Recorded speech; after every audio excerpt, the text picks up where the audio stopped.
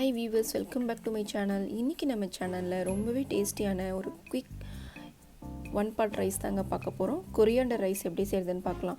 கொத்தமல்லி சாதம் ஒரு 15 நிமிஷத்தில் நம்ம செஞ்சிட முடியுங்க. ரொம்பவே டேஸ்டி அண்ட் தென் கிட்ஸும் ரொம்ப விரும்பி சாப்பிடுவாங்க. இதில் நம்ம பன்னீர் இல்லைனா உருளைக்கிழங்கு உங்களுக்கு எது விருப்பமோ அதை சேர்த்துக்கலாம். நான் பன்னீர் சேர்த்து செஞ்சுருக்கேன். வாங்க இது எப்படி செய்கிறதுன்னு பார்க்கலாம். இதுக்கு செய்ய தேவையான பொருட்கள்: ஒரு கத்தை ஒரு பிடி நான் கொத்தமல்லி நல்லா கழுவி எடுத்து வச்சுருக்கேன். 4 பல்லு பூண்டு, 1 இன்ச்சு இஞ்சி, 2 பச்சை மிளகா. இதை எல்லாத்தையும் கொஞ்சமாக தண்ணி சேர்த்து மிக்சியில் நல்லா நைஸாக அரைச்சிக்கலாம்.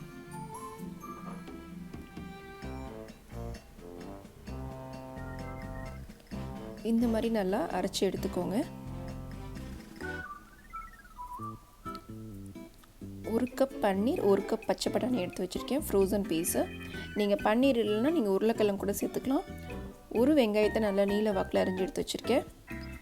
தாளிக்கிறதுக்கு ஹோல் கரம் மசாலா, அதோட கூட கொஞ்சம் முந்திரி பருப்பு. காரத்துக்கு சிவப்பு மிளகாய்த்தூள், தனியாத்தூள், கொஞ்சமாக கரம் மசாலா.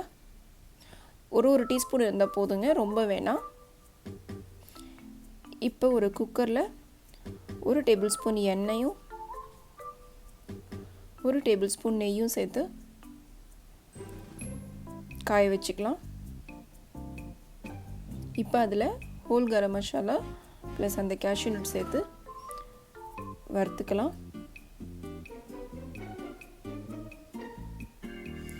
அது பொரிஞ்சதுக்கப்புறமா பொடியாக நறுக்கியிருக்கிற நம்ம வெங்காயத்தை சேர்த்து நல்லா பொன்னிறமாக வதக்கிக்கலாம்.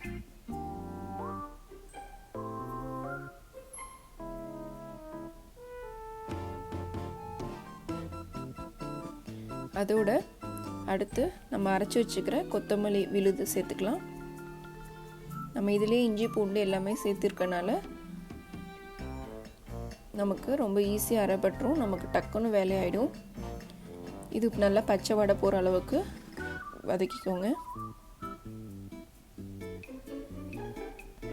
அடுத்து சிவப்பு மிளகாய்த்தூள், தனியாத்தூள், கொஞ்சமாக கரம் மசாலா, இது 3த்தையும் சேர்த்துக்கலாம். அதோட இதுக்கு தேவையான அளவு உப்பு, கொஞ்சமாக மஞ்சள் தூள்.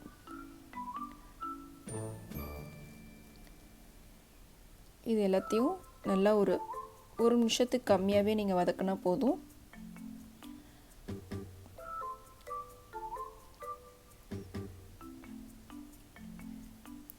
இந்த மாதிரி நல்லா அது பச்சை வடை போனதுக்கப்புறமா அதோட ஃப்ரோசன் பீஸ் அப்புறம் பன்னீர் க்யூப்ஸ் இதையும் சேர்த்து ஒரு 30 செகண்ட் நம்ம நல்லா வதக்கி விட்டுக்கலாம்.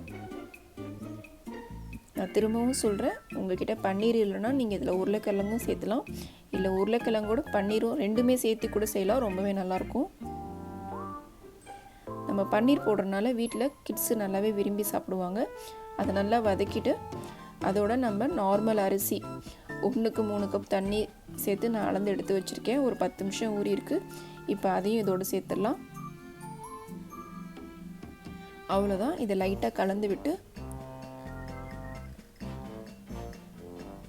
குக்கரை மூடி மீடியம் ஃப்ளேமில் வச்சுட்டு 5 விசில் நம்ம வேக வச்சு எடுத்தோன்னா ரொம்பவே டேஸ்டியான கொத்தமல்லி சாதம் ரெடிங்க.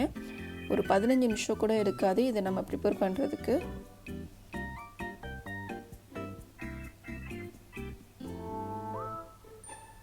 இப்போ நமக்கு விசில் குக்கர் சத்து அடங்கிடுச்சு. நம்ம திறந்து பார்க்கலாம் சாதம் எப்படி வந்திருக்குன்னு. பாருங்க, ரொம்பவே சூப்பராக வந்திருக்கு.